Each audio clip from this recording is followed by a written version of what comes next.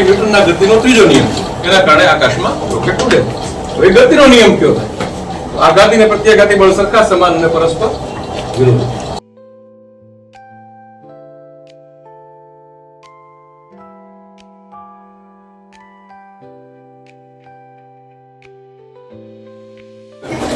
Surendra Williams આપણે આવ્યા કેમ બધાને ખબર છે ને? આપણી માટે ખુશીની બાબત.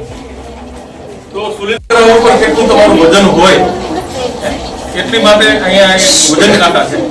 આપણે પૃથ્વી માટે મારું વજન છે અત્યારે 82 કિલો, બરોબર. તો ચંદ્ર ઉપર જાવ તો મારું વજન કેટલું થઈ જાય વિદ્યાર્થી છે ને સમજી શકે એટલા માટેના અહીંયા એ કાંટા છે. બીજું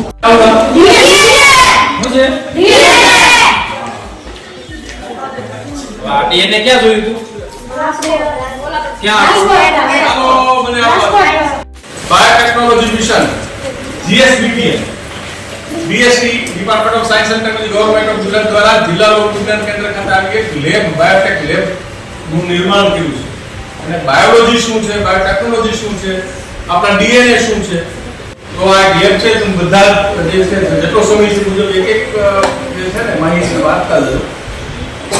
આવ્યા હોય ને તો પ્રોજેક્ટર દ્વારા આખું આકાશ દર્શન કરાવડાવું.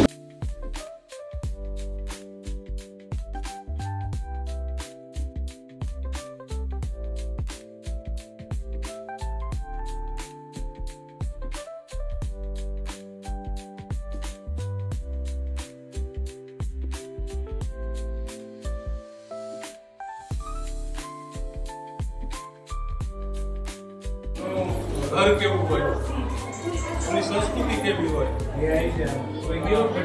ગઢમાં ગયા છે તો ઘણું આવું છે.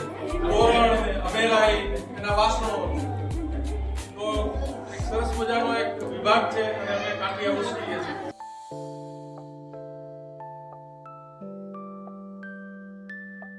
યુદ્ધ થતું હોય ત્યારે યુદ્ધ રોકવા માટે નવદુર્ગા ઢાલનો ઉપયોગ થતો.